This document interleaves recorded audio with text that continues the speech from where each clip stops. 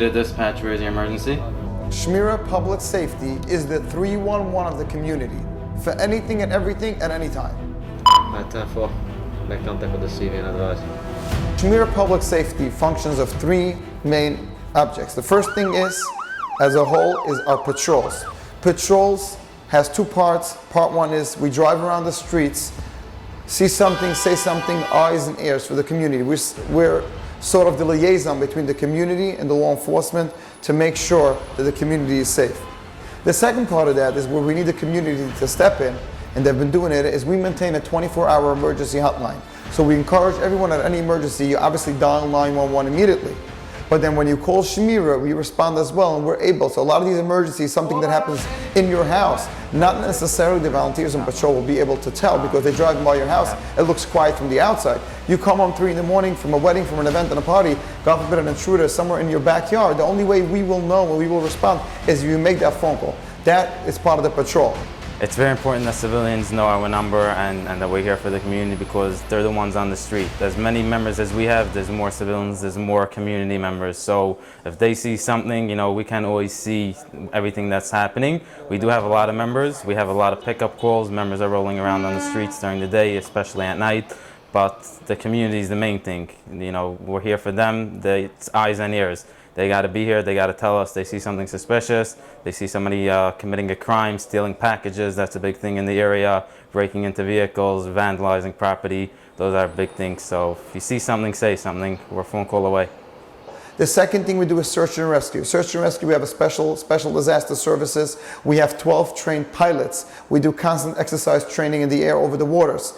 We have sophisticated drones in the air. We have command centers, we have ATVs, UTVs, rescue boats, and the list goes on and on. So for example, anything from a person that goes missing, whether it's an autistic child, a person with dementia, an elderly that walked out of a hospital facility, we'll be out there 24/7 around the clock deploying all our trained volunteers. And sometimes it gets complicated when we go into wooded areas next to the water. We need people that know the last thing you need is to cause a bigger disaster, 10 people go in, they don't know what they're doing. Now we're looking for 12 people instead of 1. So we send in our trained teams professionally to determine the situation, proper grids, zoning, satellite control to make sure that we bring back whoever is missing safely home.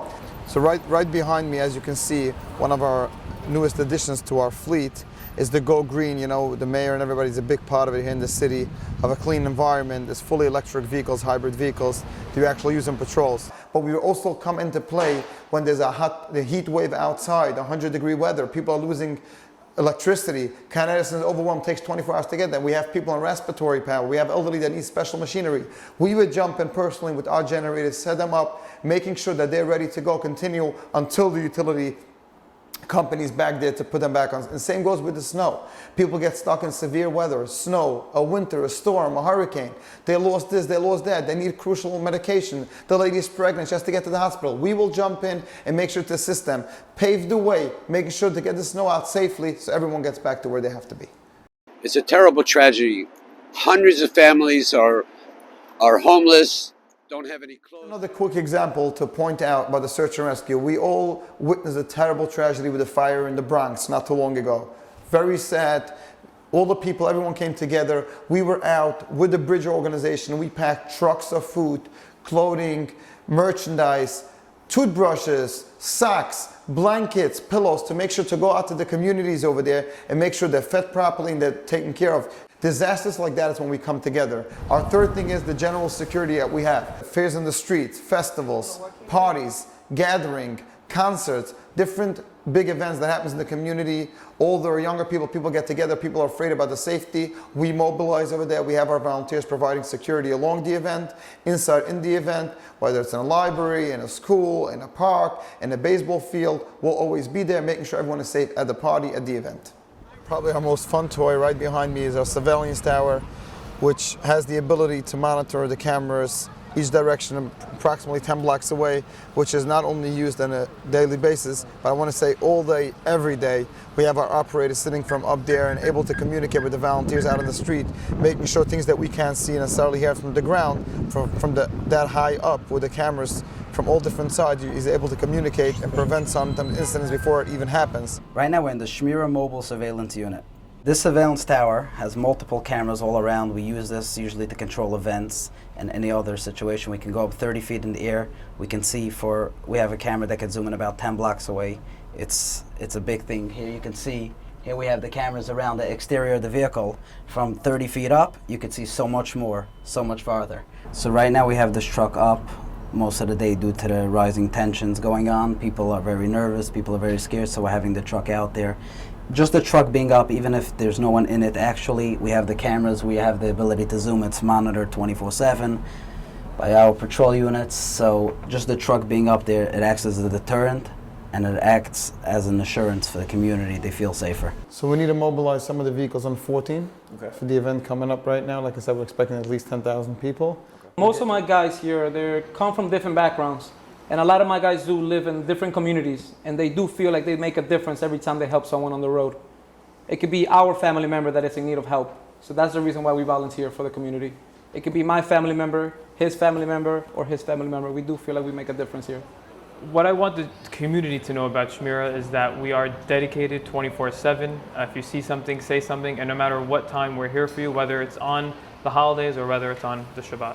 My role in Shmira is to be the Flatbush supervisor. We are all volunteers. We take the segment basically from Ocean Parkway pretty much up until Ocean Avenue, sometimes Flatbush Avenue, all the way from Avenue I to Avenue Z. We extend ourselves to any part of the community that needs help. This past Friday night, there was a 3-year-old who was actually flagged down by our Shabbat patrol. Since I'm the supervisor, they did call me, and we did head there to find the 3-year-old, a little boy who was lost. Together with the Shabbat patrol and the police department, we did find where this 3-year-old was living. The police department work with Shmira because this is the way they get to know the community.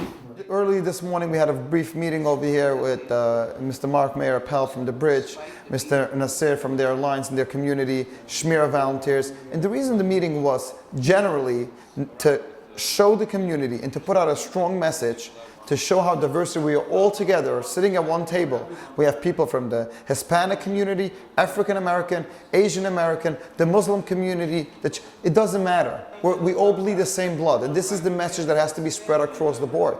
We are all one people, no matter how we look, what we do.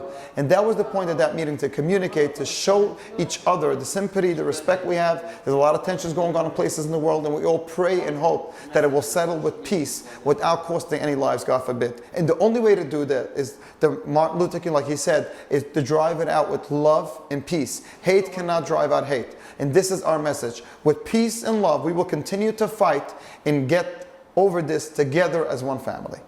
Today we visit in Shmira headquarters. The purpose of visit is that we should spread the words that we living in New York or USA, we should live piece by piece, side by side, but with the peace, you know. And we should spread these words that we are working together. And we have to work together. It's good for everyone, you know. And that's why we came here, that show our solidarity and friendship with Shmira. And Levy and his team, they're doing wonderful jobs, especially in Brooklyn. I personally focusing on solutions. That's why I'm engaging with the Pakistani American youth and try to get them on streets to clean the environment and spread the message of peace. I'm really proud of the diversity we have, people, different walks of life. The reason being is to show how united we are. A big part of what we struggle, what we suffer in the whole world right now is the hate. Spreading the hate comments, going after the elderly, going after the people with different cultures, different prayers, different religions, different races. Our message here is, take a look at us. We are one community. We have people from all different walks of life. Together we're protecting, together we're patrolling, together we're out there securing the community, having people safe, having people feeling safe, people calling us. How do we do it? Because we communicate all together, all one big community, no matter how we look, what color, what race, what religion. The common goal is one. The mission statement stays the same, keeping everyone safe at all times.